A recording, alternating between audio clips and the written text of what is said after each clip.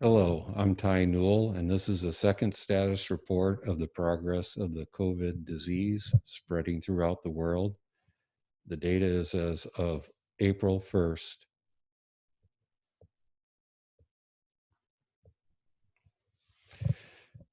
This plot that we've looked at over the past couple of days, the axis has been expanded as the US has skyrocketed above 200,000 infections and continuing to climb at an undesirable rate. We see the progress and that countries such as Italy is making in starting to slow the rate of infections. Spain on this plot, we can see still has hard work ahead of it to slow it down. And what's difficult to see in this as we look at the United Kingdom is it looks like it's at a fairly low level of infections, but its rate of infection and basically following on the United States tail that needs to be improved. On the right, I have a couple of things that we'll talk a little bit more about masks, but a recent Science Magazine interview with Dr. George Gao, the Director General of the Chinese CDC. He's an Oxford and Harvard educated medical doctor and virologist. And he said the biggest mistake any country can make is not wearing masks to protect against coronavirus. Read this article. It's a very good article. It describes the situation in China and gives us some ideas for what we should be doing. Second, an opinion article that came out in the Washington Post today, April 2nd, by Professor Joe Allen of the Harvard T.H. Chan School of Public Health, says in no uncertain terms. So as you hear in the United States, this waffling around about wearing masks, this is someone who knows. You need to wear a mask. And we'll talk a little bit more about that later as well. But read this opinion article. The Washington Post is making COVID related articles free. And so I hope you'll, as well as the New York Times, I hope you'll take advantage of that. Looking at our infection parameter plot over the past week. So as we updated with April 1st data and then moved from the previous day data, just showing the past 7 days, the trends we're seeing in South Korea, as we talked about, it looks a little bit bumpy, but this jump in South Korea's infections per infected parameter. And as we discussed before, if one person infects another person each day for the 14 days on average that they may be sick, that's what this parameter roughly represents. This jump shown in South Korea, though, with South Korea hovering around 9 to 10,000 infections, is a movement of about 100 infections. And as we discussed before, this may either be some movement in data, that is, data that came in later rather than earlier. It could be a realistic jump for a day, but when you have such low rates of infection as in South Korea, that it can move with dozens of infections day to day. So we'll see what happens tomorrow, whether or not an undesirable trend continues to occur. And as we've discussed, it's a battle that you can't let up. You have to keep waging it. You have to stay vigilant. On the bright side of things, as we look at Italy, it is moving down into a level, although with many, many more infections in South Korea, but where they're getting to a level of about 2 in terms of our infection parameter. And they are starting to see recoveries outpace infected and hopefully less strain on their medical system, and that they can keep that trend going in that direction, hopefully dropping below 2 before too long. Spain seems to have maybe reached a plateau, still indicating it's dropping some. But as we saw in the previous plot, Spain is increasing at a faster rate than Italy, and where they are similar in number of infections, that Spain's increasing rate of infections per infection uh, is an undesirable trend, and they're going to pass up Italy in the next day or two. France has had this movement in data, and again, as we talked about, it could be that some data came in late and then some data came in earlier. That's responsible for this one very large level of infection parameter. Hopefully, the situation is stable, and that overall, as we see over the past week, that they have moved down to, say, a level of about 4 infections per infected and are continuing to decrease. Germany, likewise, and in a similar manner to France, except without the one jump in data, is also hovering around 3 to 4, and hopefully can keep moving that down toward 2. As we look at Iran, a very positive trend, and I hope a stable trend, that they keep marching below 4 and on to 2, and then continuing to drop where, again, recoveries outpace infections, and the medical system can hopefully get back to operating in a stable manner. The UK and the US. The UK with lower levels of infection than the US, but with this infection parameter showing them at a similar level, except for this jump shown in today's data, that they're going to be following our path, and hopefully they avoid getting to the number of infections and the fatalities that we're currently experiencing.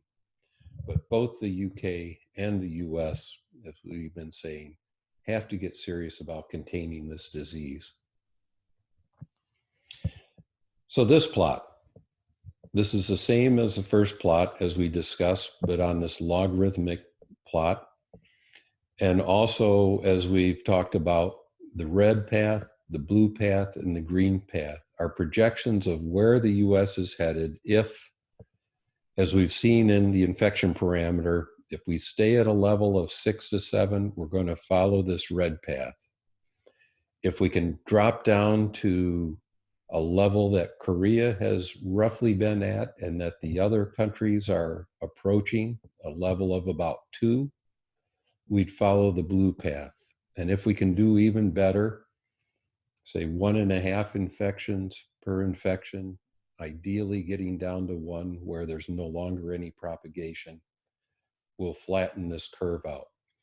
Now, the open circle data that I plotted, so I've added one more. And what you see on this plot now is that that circle is following that line of my predictions. And for the first 4 to 5 days of these predictions, there's nothing we can do about them. When we change our habits now, there's a time lag of about 4 to 5 days before it shows up. So that's why this prediction plot starts to split off as we hit about 4 to 5 days, in a few more days from now in the future. And so about 3 to 4 days from now, as we continue adding the real data to this plot, we can see if we're going to follow the red plot, the blue, or the green. And remember, the difference between the green and the red is a difference of about 10 to 12 million infections. And with 1% fatality, it's a difference of about 100,000 deaths. It's up to us to decide, are we going to allow 100,000 people or potentially more die? This is only extended through April. Or are we going to start getting better about what we're doing and start following a more productive path? Let me talk a little bit about some other countries. I've talked with a friend in Egypt, a friend in Argentina, and a friend in El Salvador to give you a bit of an idea of what's going on elsewhere. Egypt, my friend said, there's wide concern about coronavirus, but at this point, it seems to be a disorganized response. So people are worried. They're hearing about what people are doing in other countries. But at the same time, I think a lot of worry is they've seen what's happened in Italy and Spain and now the US. My friend in Argentina, up in Salta, which my pronunciation's horrible, but it's a beautiful city of about 500,000, located about 1,000 miles northwest of Buenos Aires, in the foothills of the Andes. And my friend Victor says that so far it has not impacted them, but they are under guidelines to quarantine, to isolate, to socially distance. They are voluntary, and he said, as usual, some of the younger folks in the community are not following it so seriously, but most people are. His wife, who is a director of a medical facility, has said that so far there have been 2 infection cases in the community. It's fairly isolated so that the traffic in and out, I think, is perhaps easier to follow and test. And as they've been watching the rest of the world, hopefully learning from our mistakes. But so far, it sounds like they're able to track and follow, and hopefully will continue keeping control. My friend Luis in El Salvador, and I'm wearing a t-shirt from El Salvador. And let me just say, it's a beautiful country. Those of you who have enjoyed Costa Rica and the beauty of its coasts and mountains, El Salvador is every bit as beautiful, with a friendly populace, and hopefully, as the other difficulties that it's had, as those get under control, I hope you'll consider enjoying the beauty of their coast, the beauty of their forests and mountains, and in any case, I just wanted to put in a word about El Salvador. My friend Luis says they're under a strict directive. They're allowed to leave their homes twice a week for shopping groceries, but everybody understands the importance of that quarantine.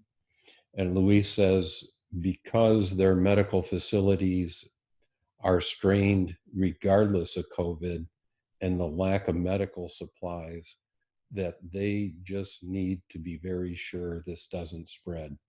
And so at this point, it seems to be contained, and they're staying on top of it, and being very strict. So I hope that that will continue to be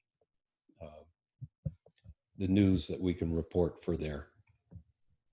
I want to end on a bit more about masks. We need to start wearing them, not for our own protection, but for others. I totally botched the pronunciation of Professor Burrow Iba's name, which I again am butchering. But she's a professor in MIT, and as I mentioned, works in the fluid mechanics of sneezes and coughs and respiratory droplets. And if you do a search of respiratory pathogen emission dynamics, from JAMA, the Journal of the American Medical Association, you'll see a very nice video of a sneeze and a sneeze cloud. And this cloud moves very rapidly, 50, 60 miles per hour. It moves 20 to 30 feet before starting to disperse. You cannot see the droplets in it because the droplets are quite small, but very viable virus in the droplets. And this is the reason why I've said it is so important to stay further than 6 feet apart, And the reason for wearing a mask is really to protect others from you. So as you're sneezing, coughing, speaking, singing, this is to catch those large particles that you're emitting and to break it up so it doesn't form this cloud mass that can float over, pass through the tissues in someone's eyes to infect them, get inhaled by somebody 10, 20 feet away from you, and get a deep respiratory infection. There's real science behind this, and why the federal government in the US has been reluctant to tell us to wear masks. I can't answer that, but it is very important. Finally, are you embarrassed to wear a mask outside? Is that why you're not wearing it? Well, for me, it's not a problem because I'm an embarrassment regardless. So wearing a mask doesn't really add much to that. Perhaps fashion designers and celebrities, maybe you can start making masks cool. Maybe you can start making it look like it's a very desirable thing to wear. Uh, One suggestion is perhaps Derek Zoolander could make an appearance wearing a mask and giving us a little bit of Le Tigre or Blue Steel or Magnum. In any case, wear the mask. It's going to protect those around you. As I said before, stay home, no elbow bumps, and continually thank the essential workers and medical staff keeping us all going. Thank you. Good night.